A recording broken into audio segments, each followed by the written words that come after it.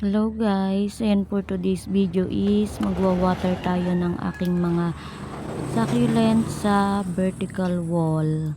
Ayan, dahil hindi na sila nadidiligan. Ayan, this one is my chubby Murasaki. Ayan, sobrang healthy. Sobrang taba ng aking Murasaki. Then, tingnan nyo yung color niya. Kahit nasa, hindi siya naaarawan sa vertical wall, is ang ganda. Then, this one is my cuttings of cheesecake. Ayan, sobrang laki na niya. Then, meron na ding mga babies ang aking cuttings ng cheesecake. Then, ayan, nakakatuwa. Ang bait din na tong cheesecake. Para din siyang si Mendoza. Then, ayan, sobrang bait niya din. Then, this one naman is yung aking lip ropa ng Ellen. Then, yung kinat ko din dati na Aron Pay, ayan, dito ko lang siya itinusok din. Ayan, lumaki na din. At nag-rot yung kanyang stem. Then, ayan, kinat ko dati at nilagay ko lang dito kasi may space naman siya. Then, ayan, malaki na. Then, this one naman is yung aking variegated apricot na nag-rot, kaya kinat ko. Then, tinry ko lang na itusok dito at ayan, nabuhay naman siya guys. Tingnan nyo naman yung soil niya is sobrang tigas. Pero, okay naman yung variegated apricot ko dyan. Kala ko matutuluyan ng mag-rot pero nabuhay siya. Then, eto naman yung natirang cuttings natin sa Mendoza na dito ko inilagay kasi hindi nakasya sa ating nilagyan nung nag-cut tayo. Then, ayan, i-water na din natin siya. At ayan, 4 lang naman siya, hindi nagkasya. Then, tingnan nyo yung ating leaf propagation dyan. Meron ng tumubo. Diba, ang bilis? Ang bilis niya. Ayan, ang bait na to. Then, this one naman is ang aking hagay. Ayan, meron siyang leaf propagation dyan. Nilagay ko at lumalaki naman na. Then, ayan, okay pa naman itong aking hagay. Then, nagbabago yung color niya. At, ayan, diligan din natin yung leaf propa natin dyan. Ayan. Ito si hagay. Ayan, ang ganda din niya. Then, gusto niya sa vertical wall at nakahang. Then, ayan guys. Si hagay, may babies na din siya at ang ganda niya. Oh. Then, ito naman ang aking purple delight.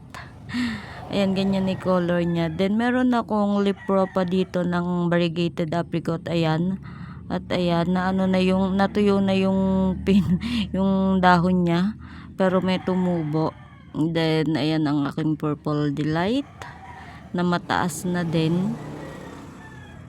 At ayan, ganyan yung color niya. At dilagan natin yung lip propa natin yung variegated apricot. Ayan guys. Diba ang aking purple delight. Ayan guys, so, ang ganda. Gusto nila sa wall, sa vertical wall, hiyang na hiyang sila. Then this one naman is si purple haze. Ayan ang aking purple haze. Tingnan nyo yung mga lip propa ko. Ayan. Ayan, tumubo na sila at ang dami. Madami dyang lip propa. Then, ayan guys, i-water na natin siya. Ang ganda din ng aking purple haze. Magkahawig sila ni ghost plant. Then, ayan, mabait din naman siya. At ang dali niya ding i-propagate. Tingnan nyo yung mga lip propa ko is tumubo na siya. At ang lalaki na. Then, ayan. Then, this one naman is cuttings ko din ng aking cheesecake. Ayan. May cuttings din ako ng cheesecake. Then, padamihin natin si cheesecake kasi mabait siya. Then, ayan, i-water na natin. Ang tagal ko nang hindi sila na i-water. At hindi naman umuulan kaya hindi sila nadidiligan. Ayan si cheesecake. Then, this one naman is si Tinkerbell, yung aking kinat. Ayan, ang daming lip propa dyan, no? Na yung pinakagitna niya is nalusaw kaya walang nakatanim sa gitna. Then yung mga lipro pa, ayan, tumubo na dyan. At ayan, gusto naman ni Tinkerbell sa vertical wall. At ang ganda, padamihin din natin para once na mamaalam is meron tayong matitira, guys. Then ayan si Tinkerbell. Then this one naman is si Chloe, yung kinat ko din. Ayan, yung iba is nag-rot din, pero ayan, okay naman yung iba, may natira pa naman kahit papano. Ang cute ni Chloe. Ayan, i-water na natin siya. Yung iba is nag-rot pero okay naman. Ayan, si Chloe, ang ganda-ganda, ang cute niya. Ang cute ni Chloe. Ayan, yung maliliit, ayan, tumubo din siya, guys. At ayan, ang ganda. Ang ganda ni Chloe. Then ito naman, guys, is si variegated blood moon. Ayan, niripat ko siya dito. Niripat ko siya sa vertical. Then ayan, sobrang init na naman, guys. Pero dito sa vertical wall ko is hindi pa siya naaarawan. Hindi sila naaarawan yung mga nasa vertical wall ko. Pero ang gaganda nila. At ang tibay nila, guys, dun. Gusto nila dun sa vertical wall. Kahit hindi naaarawan. Then ayan si variegated blood moon. Sana tumagal din siya at magustuhan niya din sa vertical wall. Then this one is si dark eyes. Ayan, nilipat ko din siya. Kasabay siya ni variegated blood moon nung niripat ko. At hindi ko pa rin ito nawawater. Then ayan, tagal na nilang ripat.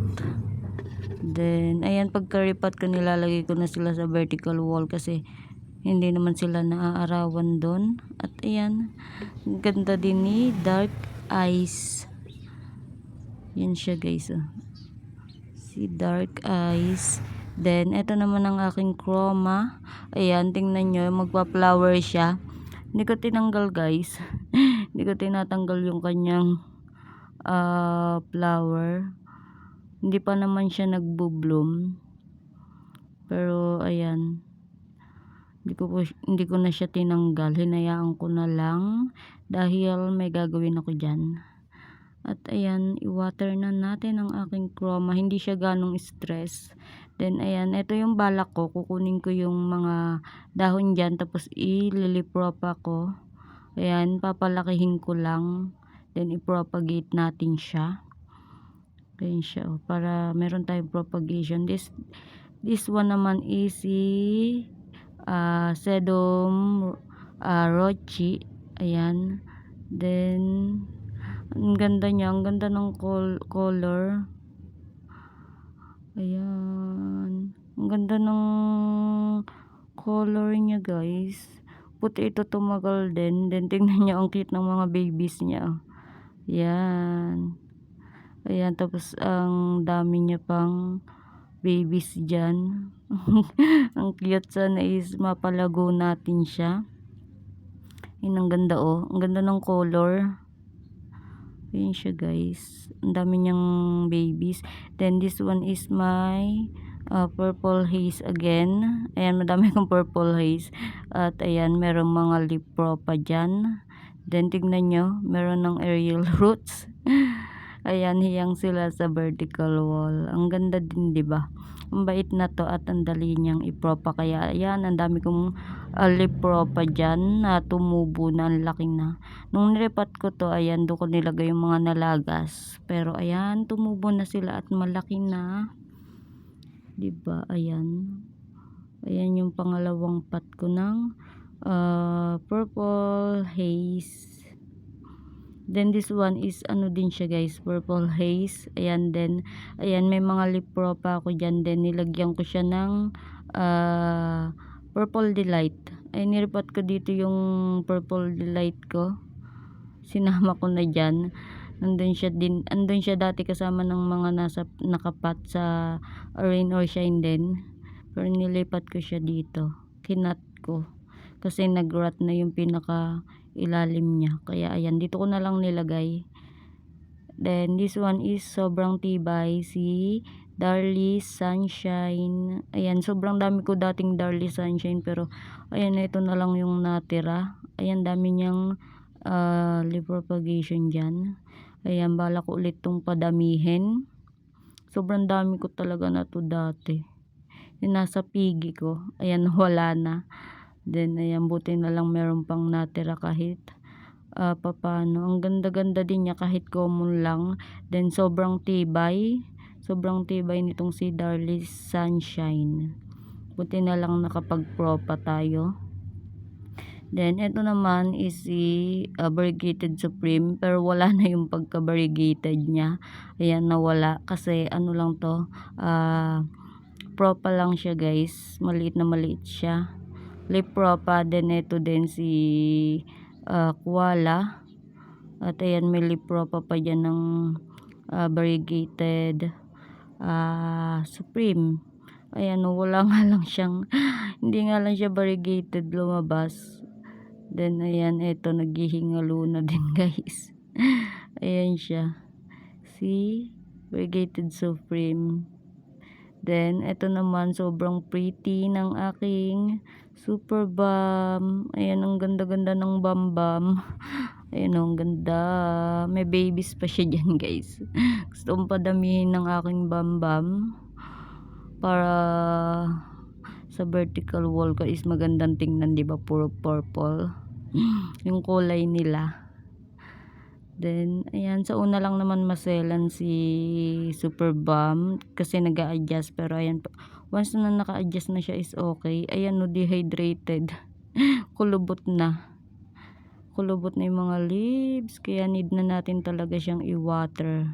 Diba sobrang ganda ni Super Bam.